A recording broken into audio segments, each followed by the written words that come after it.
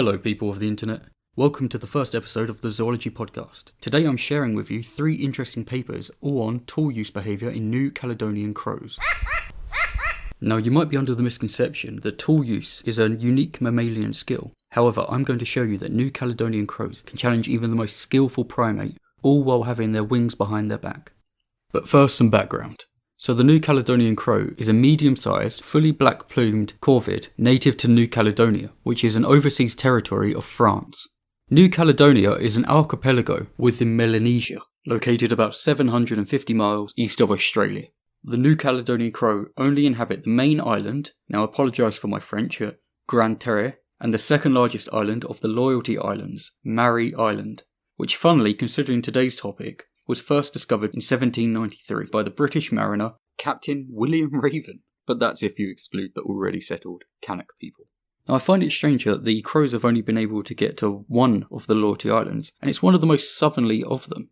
If you look on a map, the Loyalty Islands form sort of stepping stones. They all exist in a relatively similar distance from New Caledonia proper, yet the Crows haven't been able to island hop between them, which is really interesting considering they're such intelligent birds. I wonder if this has anything to do with the currents surrounding the island chain and the direction of the breeze that blows there. But anyway, less speculation, let's get on with the papers. Okay, on to our first paper, the title of which is Manufacture of Hook Tools by New Caledonian Crows.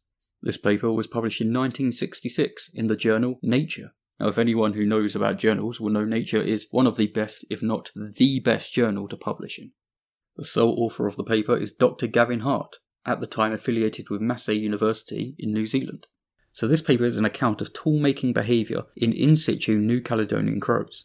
Hunt records that he saw the crows hold the sticks in their beaks and then place them into holes in trees to wheedle out prey. This included larvae, flatworms, millipedes, spiders, and various types of insect. When the crow was not using the tools, they would hold them with their feet or place them in a secure position on a perch, before collecting them with their beaks for use. However, once used, the birds would commonly discard the tools at their foraging site.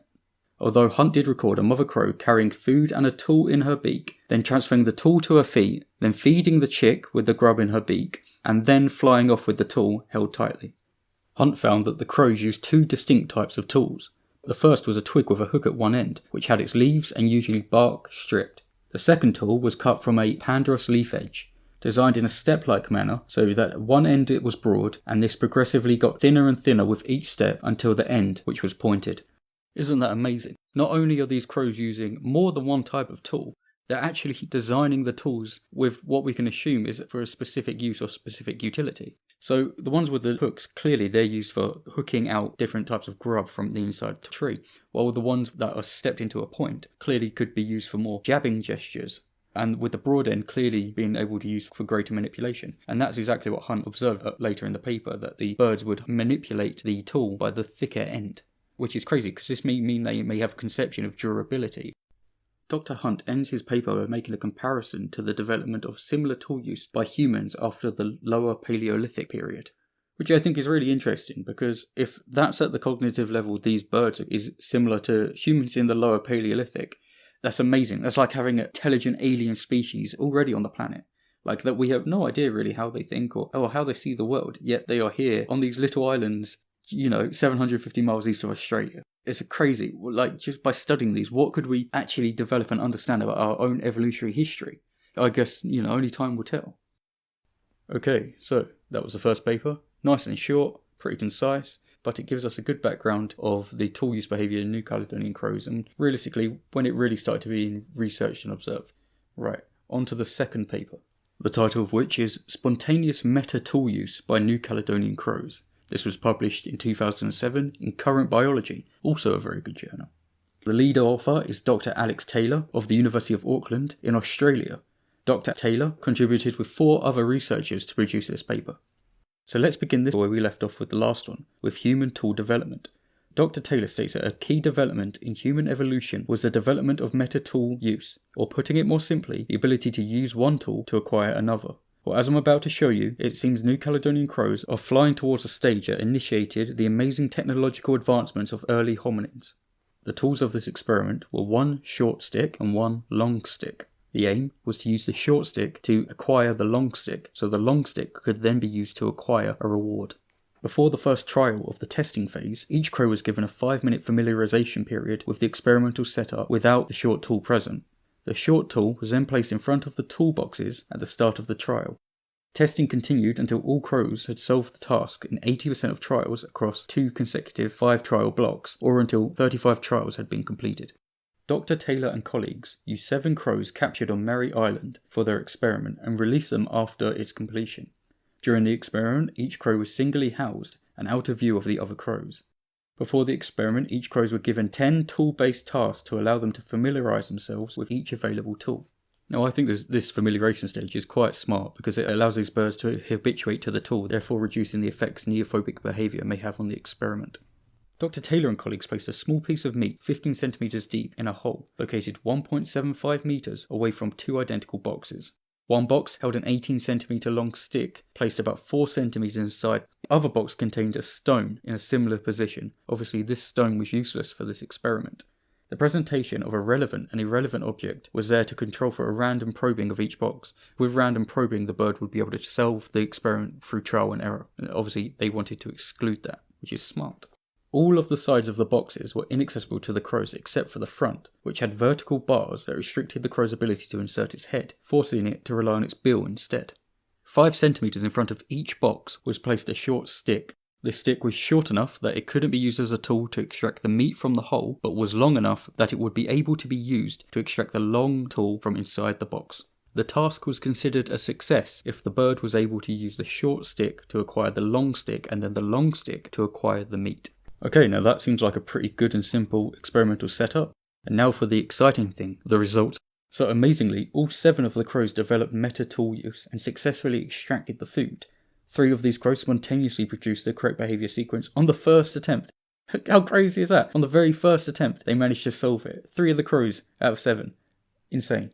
While another crow also solved the problem on the first trial, but instead tried to extract the food with a short stick because it was a greedy little crow and not using its head properly. But it's still interesting that it tried that and then was like, oh wait, no, the short stick's not going to work. Let's go to the long stick. Then the long stick did work. Amazing. The other 3 crows successfully extracted the meat from the hole on the 5th, 19th and 23rd trial. But still, that's not too bad, is it? The fact that it realistically only took 3 of them a relatively short amount of time to actually figure out the solution to this problem. You know, these are not bird-brained birds. The authors stated that a significant surprise to them was that 6 of the 7 crows tried to use the short stick to obtain the long stick in the very first trial. Now, honestly, that is amazing that these birds have an understanding that they can use one object to acquire another object. So this one object has a use that can be used to acquire another object of another use that then can be used to acquire a reward. Like, the hierarchical process of being able to understand that is just outstanding considering that these are little birds. So what can we learn from this experiment? Well, Dr. Taylor argues that metatool use involves 3 distinct cognitive trials. The first is that the individual must be able to recognise that tools can be employed to gain non-food objects.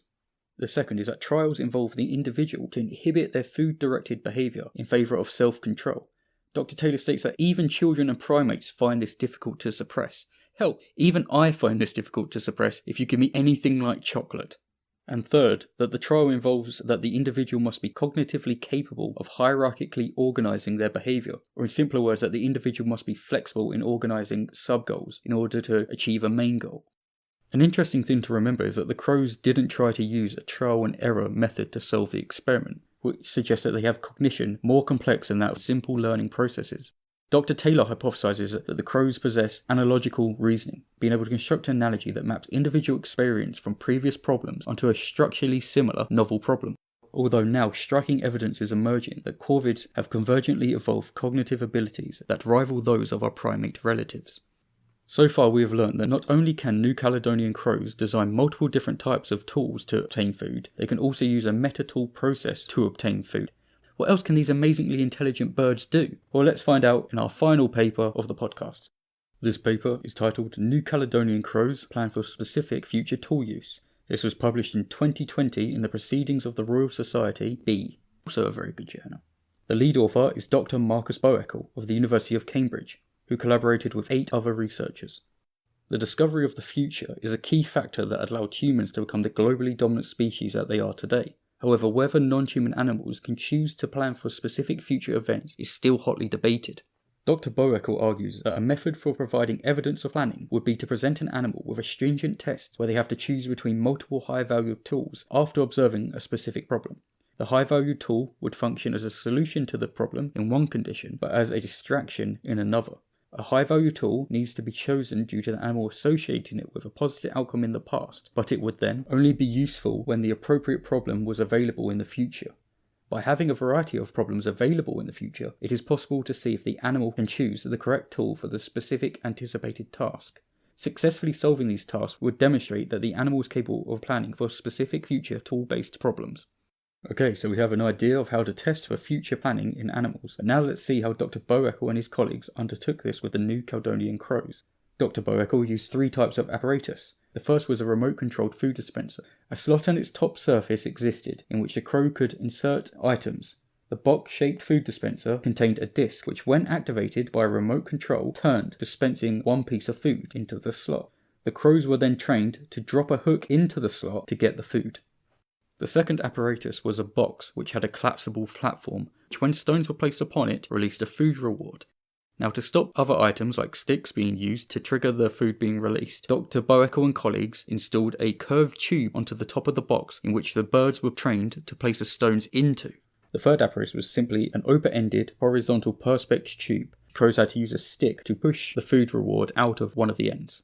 Okay, so we know what apparatuses the crows will have to solve, but how will they know what to do when encountering them? Well, Dr. Boeckle included a training period within this experiment, including tool use training, tool selection training, apparatus functionality training, hook training, tool transport training, 5-choice tool functionality training, and temporal sequence training. The open-ended horizontal perspex tube was the only apparatus used during the temporal sequence training. This means that the crows had no previous experience of selecting tools that were needed to solve the other 2 apparatuses during the temporal sequence. All experimentation was completed in 2 room-like compartments, one in which the baited apparatus was present without any tools, and one where the choice between tools was present. Each compartment was connected directly to the other, but did not allow the birds visual access when the door was closed. 9 crows were used for this experiment. However, only 4 crows, 3 females and 1 male, 2 of which were juvenile and 2 that were adults, made it through the training criteria to reach the testing phase, with 3 of these individuals being tested again in a repeat follow-up experiment. The temporal sequence testing phase consisted of 3 stages. In the first stage, the crows placed within a room containing the apparatus for 1 minute. This is so they get to learn what apparatus is in that room. In the second stage, the crow was moved to the adjacent room, where the door was closed, stopping them being able to see the apparatus. The tools would then be presented to the crow after 5 minutes had passed. The tools were pseudo-randomized per trial and consisted of a stick, a hook, a stone, a distractor object, and a small piece of apple. After the crow selected a tool, the remaining tools were removed. Then after 10 minutes, stage 3 begun. The door connecting the compartments was then opened. The crow then had access to the apparatus it had previously seen in stage 1. This allowed the crow to take the tool that they had acquired in stage 2 to the apparatus in order to gain the high-valued food reward. In the first temporal sequence testing phase, they showed the collapsible platform apparatus to the crow in stage 1. This was the crow's first time encountering this apparatus in this type of challenge. The crow was then moved to stage 2, where it could choose the stone ball while ignoring the other object. In stage 3, if the crow had chosen the stone ball, it could then use this to collapse the platform to gain the high-valued food reward. This was repeated 5 times for each crow. In the second temporal sequence testing phase, the food dispenser apparatus that required the use of a hook was placed in stage 1. The crow could then choose the hook in stage 2 while ignoring all other objects. Then, when it was stage 3, if the crow had chosen the hook, it could then use this to pull the high-valued food reward out of the apparatus. This was repeated 5 times for each crow. So the crows had never previously experienced the temporal sequence events with the collapsible platform or the food dispensing apparatus. So when choosing a tool, the crows only had the memory of what they'd previously seen during stage 1 to guide them. If the crow was using the relative value of each object as predicted by an associative learning account, crows should have chosen the object most associated with past rewards, namely the stick reward, which was used during the temporal sequence testing with the perspex tube. Dr. Boeckle hypothesized that if his subjects were choosing purely by chance, then the correct object would only be chosen 20% of the time, due to there being 5 items to choose from. 3 out of the 4 crows performed significantly above chance during the experimental condition. The p-value was less than 0.001. with only the male failing to change their behaviour. These results provide evidence that the new Caledonian Crow have the ability to plan for specific future tool use.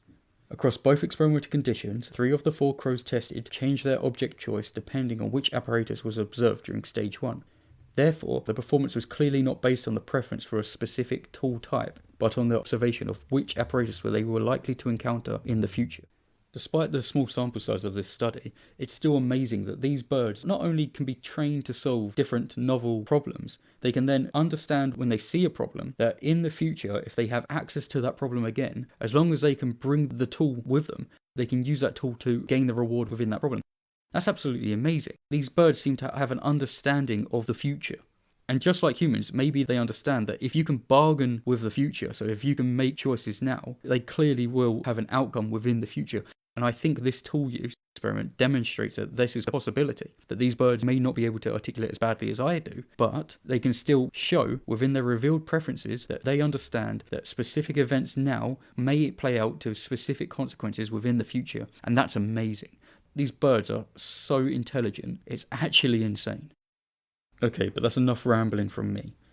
So Dr. Boeckle concludes that given that corvids and humans shared a common ancestor more than 300 million years ago, planning for specific future tool use can evolve by convergent evolution. And there you go, so that was the end of paper 3. So what have we learnt today? In the first paper we learnt that new Caledonian crows can use tools to gain rewards, and not only use tools, they actually can design different tools for specific different methods of obtaining a reward.